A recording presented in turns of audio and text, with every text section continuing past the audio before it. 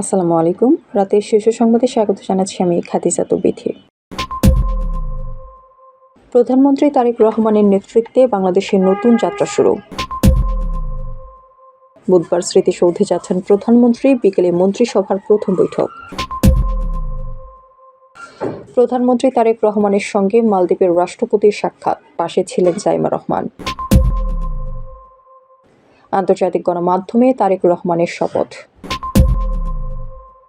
কলকাতায় আওয়ামী লীগের 6 নেতাকর্মীকে গ্রেপ্তার। 50 জনের মন্ত্রিসভায় নতুন মুখ 41।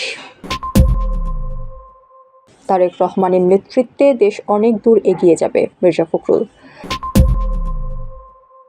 বুধবার সন্ধ্যায় রমজানের চাঁদ দেখা কমিটির সভা। ভারতে পালানোর সময় হত্যা মামলার 2 আসামি আটক। বিমানের কেবিন ক্রুদের সংবর্ধনা অনুষ্ঠানে অশোভন কাণ্ড, সভাপতিকে শোকজ।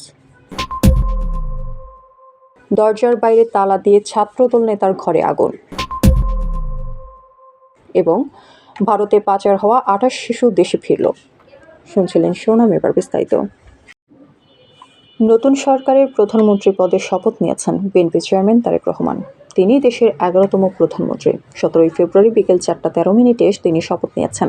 তাকে শপথ বাক্য পাঠ করান রাষ্ট্রপতি মোহাম্মদ শাহাবুদ্দিন। এর আগে সকালে ত্রয়োদশ জাতীয় সংসদ নির্বাচনে জয়ী সদস্যরা শপথ নিয়েছেন।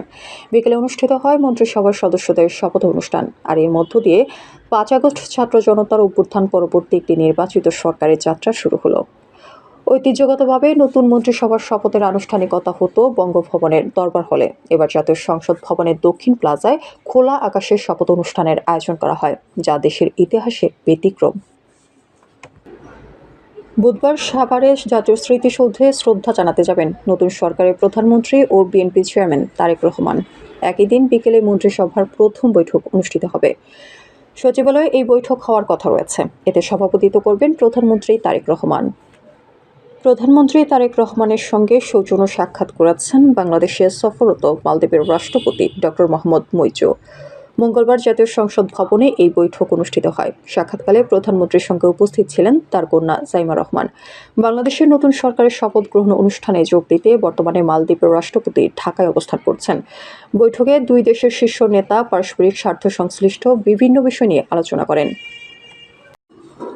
ছাত্র জনতার গণ অভ্যুত্থানে আওয়ামী লীগ সরকারের পতনের 1.5 বছর পর অনুষ্ঠিত ত্রয়োদশ জাতীয় সংসদ নির্বাচনে নিরঙ্কুশ সংখ্যাগরিষ্ঠতা পাওয়া বাংলাদেশ জাতীয়তাবাদী দল বিএনপি মঙ্গলবার সরকার গঠন করেছে। নতুন সরকারের প্রধানমন্ত্রী হয়েছেন দলটির চেয়ারম্যান তারেক রহমান। জাতীয় সংসদ ভবনের দক্ষিণ প্লাজায় তারেক রহমান ও তার সরকারের 25 জন মন্ত্রী এবং 24 জন প্রতিমন্ত্রী শপথ নিয়েছেন। নতুন মন্ত্রিসভা গঠনের খবর গুরুত্ব সহকারে প্রকাশ করেছে আন্তর্জাতিক সংবাদ মাধ্যমগুলো।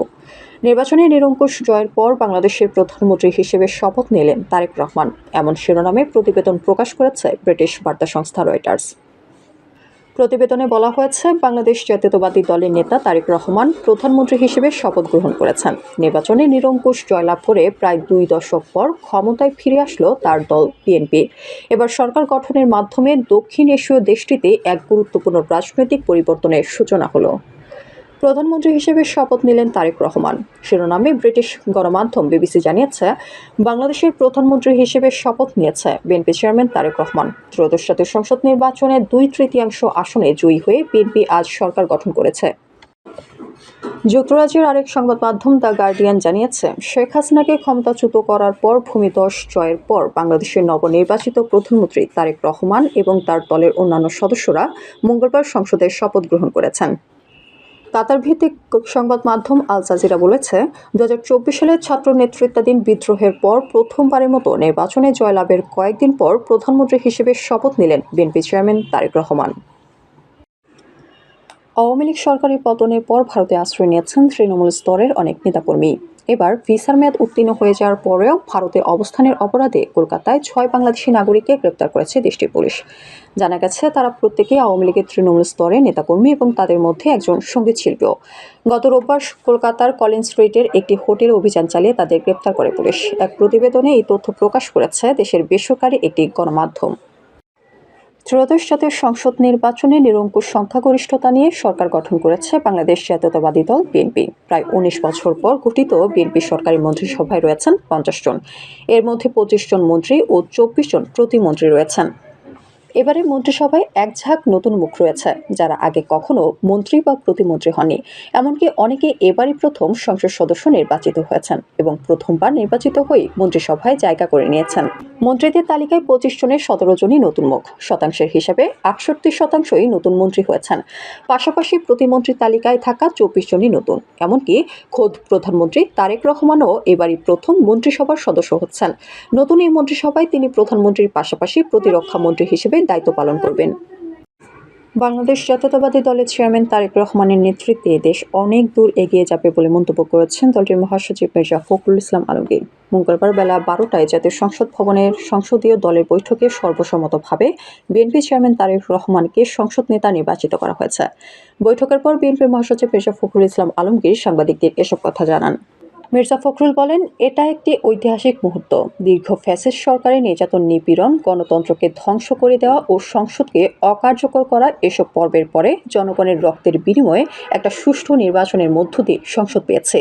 এর মাধ্যমে সংখ্যাগরিষ্ঠ আসন নিয়ে আমরা আমাদের তরুণ নেতা তারেক রহমানকে সংসদীয় দলের নেতা নির্বাচিত করেছি।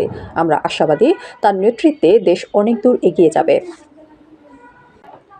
১৪৪৭ হিজরি সনে পবিত্র রমজান মাসের চাঁদ দেখা কমিটির সভা অনুষ্ঠিত হবে আগামীকাল। এক বিজ্ঞপ্তিতে এ তথ্য জানিয়েছে ইসলামিক ফাউন্ডেশন। বুধবার সন্ধ্যা ৬টায় বায়তুল মোকাররমের জাতীয় মসজিদে ইসলামিক ফাউন্ডেশন সভাকক্ষে এই সভা অনুষ্ঠিত হবে। এতে সভাপতিত্ব করবেন ধর্ম বিষয়ক মন্ত্রণালয়ের মন্ত্রী। বাংলাদেশের আকাশে কোথাও পবিত্র রমজান মাসের চাঁদ দেখা গেলে তার সংশ্লিষ্ট জেলা প্রশাসক বা উপজেলা নির্বাহী কর্মকর্তাকে জানানোর জন্য অনুরোধ জানিয়েছেন ইসলামিক ফাউন্ডেশন। সুনামগঞ্জ জেলার হত্যা মামলার আসামি ২ সহোদর সাদিকুর রহমান শামীম ও সাজিদুর রহমান ভারত যাওয়ার সময় বেনাপোল ইমিগ্রেশনে আটক হয়েছে।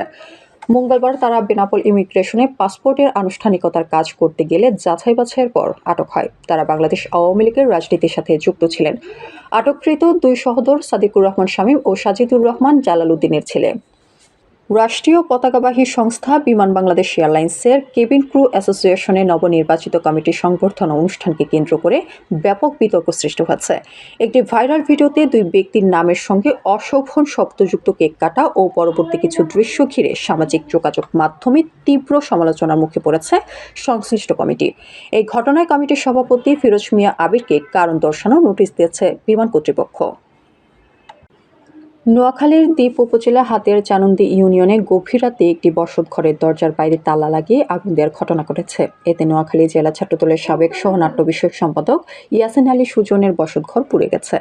সোমবার রাত ৩:৩০টার দিকে চানন্দি ইউনিয়নের ৬ নম্বর ওয়ার্ডের নলেজচর গ্রামে এই ঘটনা ঘটে। স্থানীয় সূত্র জানায়, ছাত্রদল নেতা ইয়াসিন আলী সুজনের নলেজচর গ্রামের বাড়িতে তার বাবা মোহাম্মদ বেলাল মিয়া বসবাস করতেন। তবে ঘটনার সময় তিনি ঘরে উপস্থিত ছিলেন না।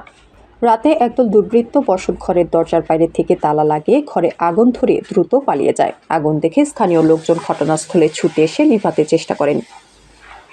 ভারতে পাচারের শিকার ২৮ জন শিশু কিশোর কিশোরী বিভিন্ন মেয়াদে জেল খেটে বেনাপোল হয়ে বিশেষ ট্রাভেল পারমিটের মাধ্যমে দেশে ফিরেছে।